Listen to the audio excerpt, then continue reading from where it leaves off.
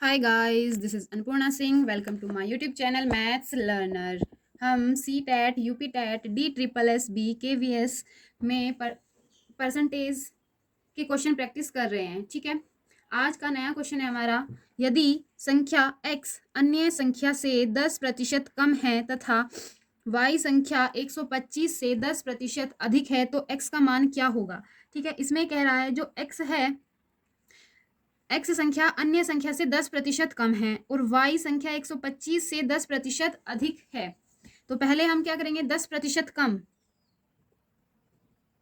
10% कम को फ्रैक्शन के रूप में तैयार कर लेंगे। 10/100 कट जाएगा 1/10, तो ये क्या है, कम है, माइनस कर देंगे, ये हो जाएगा 9/10।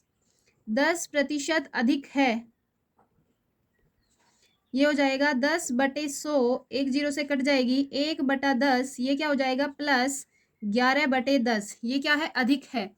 ठीक है, अब हमें x का मान निकालना है। x बराबर 125 गुणा 9/10 गुणा 11/10, 5 दूनी 10, 25 पंजे 125, 5 दूनी 10, 5 पंजे 25, ये हो जाएगा 5 गुणा 99/4, 5 नम 45, 5 नम 45, 49/4। तो x का मान आ जाएगा 4 एकम 4, 4 दूनी 8, 4 तिया 12, 2 4 सत्ते 3 बचेगा, हाँ 4 सत्ते 28, 4 पंजे 20। ठीक है, तो ऑप्शन ए। पहले इसने 10% कम कर दिया, फिर y के 25% से 10% से अधिक है, तो हमें x का मान निकालना है। x का मान आ जाएगा 123.75%। किसी विद्यालय में, क्वेश्चन नंबर 2 है, किसी विद्यालय में कुछ विद्यार्थियों का 10% छात्राएं हैं। यदि छात्रों की संख्या 510 है तो विद्यालय में कुल कितने विद्यार्थी हैं। देखो भाई, हम प्रतिशत को भिन्न के रूप में लिख लेते हैं। 10% छात्राएं हैं, सॉरी 70% छात्राएं हैं, तो 70 को भिन्न के रूप में लिख लेते हैं। 70/100, तो 7/10 आ जाएंगी। कक्षा में विद्यार्थी हो जाएंगे, विद्यार्थी 10 और छात्राएं 7। तो यहां से हम विद्यार्थियों में से छात्राएं घटा के छात्र निकालेंगे। छात्र आ जाएगा 10 - 7, 3 छात्र आ गए। तो हमारी जो भिन्न दी है, इससे हमने 3 छात्र निकाले। इसने दिए हैं 510 छात्र। 510 3 के बराबर है। ठीक है, तो एक का मान निकाल लेंगे हम यहाँ से। 3 एकम 3, 3 सते 21, 0। विद्यार्थी हमने कितने माने, 10, तो 10 की मल्टीप्लाई कर देंगे इसमें भी 10 की, तो ये हो जाएगा 1700। Option C. ठीक है, ऑप्शन सी। क्वेश्चन नंबर 3, किसी संख्या को पहले 20% बढ़ाया जाता है तथा फिर 20% घटाया जाता है, अंततः संख्या होगी। हमें संख्या बतानी है। देखो, पहले 20% घटा रहे हैं और फिर 20% बढ़ा रहे हैं, तो ऐसी इसमें दो तरीके से हम कर सकते हैं इसको। पहला तरीका है, कोई संख्या मान लेते हैं 100 है, उसमें 20% क्या हो रहा है, 20% की वृद्धि हो रही है। ठीक है, तो 20% की वृद्धि करोगे 100 में, तो 120 आ जाएगा। फिर 120 में क्या हो रही है, 120 में 20% की कमी हो रही है। 20% की क्या हो रही है, कमी हो रही है। ये हो जाएगा 96, 96 आ जाएगा। 100 रुपये मान के चलो, हमारे पास 100 रुपये हैं। 100 रुपये में 20% की वृद्धि होगी तो 120 रुपये हो गए। 120 में हम 20% की कमी कर देते हैं तो हमारे पास कितने रुपए हो गए, 96 रुपये हो गए। पहले 100 रुपये थे, अब 96 है, तो कितने की कमी आ गई हमारे पास, 100 में से हम 96 को घटा देंगे, 4 की कमी आ गई। ठीक है, प्रतिशत में निकालेंगे तो क्या हो जाएगा, 100 से डिवाइड कर देंगे और 100 से गुणा, तो 4% की क्या हो जाएगी, कमी आ जाएगी। दूसरा तरीका है इसका, जब हमें प्रतिशत की संख्या बराबर दी हो, यहाँ पर भी 20% है, यहाँ पर भी 20%, तब हम क्या करते हैं, प्रतिशत का स्क्वायर कर देते हैं, वर्ग कर देते हैं। जब प्रतिशत की संख्या बराबर दी हो तब हम क्या करते हैं भाई, प्रतिशत का स्क्वायर बटे 100। प्रतिशत क्या है, 20 का स्क्वायर बटे 100, 400/100। यहाँ से भी हमारे पास 4 आ गया। अब हमें ये बताना है कि ये कमी है या अधिक है। ठीक है, कम है या अधिक है। ऐसी कंडीशन में, मतलब इस प्रकार के जो क्वेश्चन होते हैं, इसमें हमेशा कमी ही आती है। इस प्रकार के क्वेश्चन में हमेशा कमी आती है, ठीक है, कभी वृद्धि नहीं होगी। तो ये क्या हो जाएगा, 4% की कमी, ऑप्शन ए।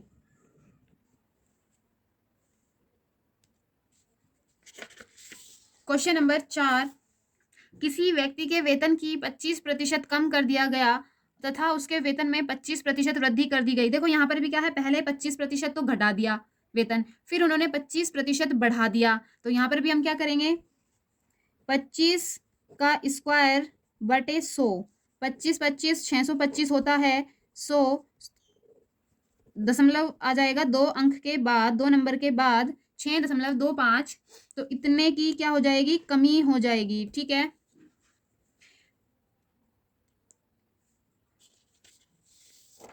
क्वेश्चन नंबर 5, यदि x का मान y के मान से 25% कम है तो y का मान x के मान से कितने प्रतिशत अधिक होगा।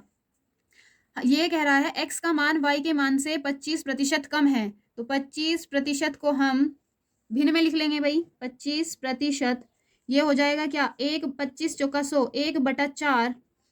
तो ये x का मान y के मान से 25% कम है, कम किसका मान है, x का मान है, तो y का मान क्या हो जाएगा, 4 हो जाएगा, ठीक है, y का मान क्या हो जाएगा, 4। तो x का मान कितना, 4 माइनस 1 3 आ जाएगा, ठीक है। तो x का मान क्या आ जाएगा, 3 आ जाएगा। अब हमें क्या निकालनी है, परसेंटेज निकालनी है, x के मान से कितने प्रतिशत अधिक है। तो 100/3 कितना, 33 सही, 1/3% हो जाएगा। कितने प्रतिशत अधिक है, y का मान x के मान से 33 सही 1/3% अधिक है। इसका दूसरा तरीका भी है, हम मान लेते हैं x का मान क्या है, 100 है, x का मान y के मान से 25% कम है, तो y का मान हम मान लेते हैं 100 है, तो 25% कम कर देते हैं, 25% कम कर देंगे तो x का मान कितना आ जाएगा, 75 आ जाएगा। 100 में से हम 25 घटा देंगे, 75 आ जाएगा।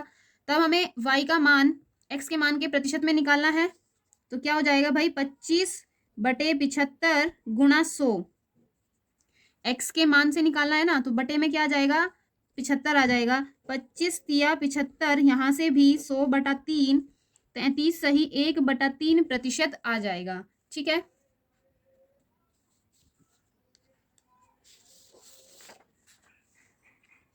क्वेश्चन नंबर 6, यदि किसी वृत्त की त्रिज्या में 50% की वृद्धि कर दी जाए तो उसके क्षेत्रफल में कितनी वृद्धि होगी। देखो भाई, त्रिज्या दी है 50% की, इसे हम भिन्न के रूप में लिखेंगे, 50/100, ये आ जाएगा 1/2। तो ये त्रिज्या कितनी है, 2 हो गई, त्रिज्या बराबर हमने मान लिया 2 है, तो वृद्धि के बाद त्रिज्या, वृद्धि के बाद त्रिज्या क्या हो जाएगी, 2 जमा 1, किसकी वृद्धि हो रही है, 1 की वृद्धि हो रही है, तो 3 हो जाएगी त्रिज्या, ठीक है। हमें क्षेत्रफल निकालना है, तो वृत्त का क्षेत्रफल क्या होता है, वृत्त का क्षेत्रफल होता है πr², वृत्त का क्षेत्रफल होता है πr²। यहां पे लिखेंगे वृत्त का क्षेत्रफल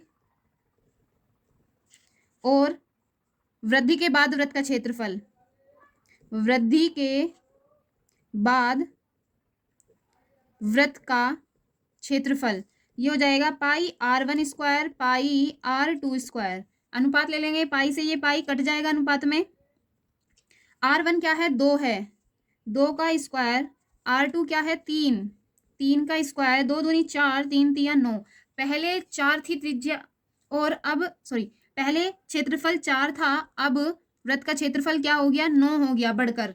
तो कितने, वृद्धि कितने की हुई, 9 में से 4 घटा देंगे, 5 की वृद्धि हो गई क्षेत्रफल में।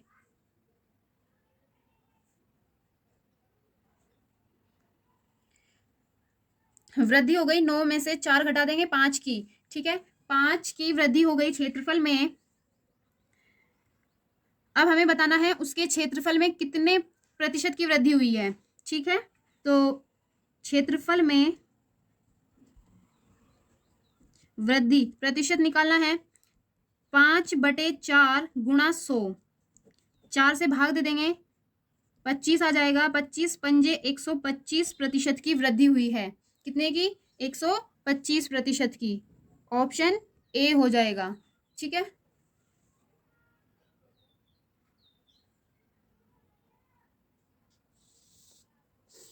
क्वेश्चन नंबर 7, एक परीक्षा में 60% उत्तीर्ण हुए बच्चे अनुत्तीर्ण विद्यार्थियों की संख्या 400 है। परीक्षा में बैठने वाले कुल विद्यार्थियों की संख्या क्या होगी? ठीक है, एक परीक्षा में बच्चे बैठे हैं, 60% उसमें से उत्तीर्ण होते हैं और जो अनुत्तीर्ण होते हैं वे 400 हैं। तो हमें बताना है टोटल कितने बच्चे कक्षा में हैं। तो 60% को हम भिन्न के रूप में लिखेंगे, 60/100, ये कट जाएगा, 2 तिया 6, 2 पंजे 10। ठीक है, तो बच्चे विद्यार्थी कितने हैं कक्षा में? 5 हो गए।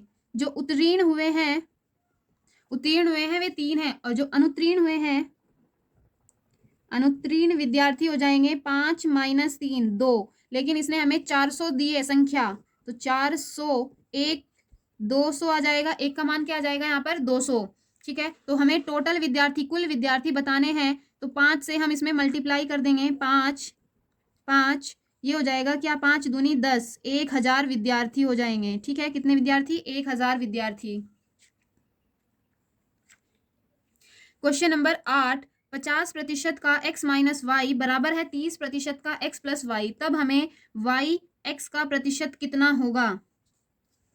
तो 50% का मतलब होता है गुणा x - y, 30% का x + y, ये हो जाएगा, देखो भाई, 50/100 गुणा x - y, 30/100 गुणा x + y, ये 100 से ये 100 कट जाएगा, 0 से ये 0 कट जाएगी। ठीक है, तो हमारे पास बचता है यहाँ क्या? 5 की मल्टीप्लाई अंदर कर देंगे, 5x - 5y बराबर 3 की मल्टीप्लाई कर देंगे, 3x + 3y। x के एक तरफ और y के एक तरफ, x वाला इधर आ जाएगा, ये y वाला इधर आ जाएगा।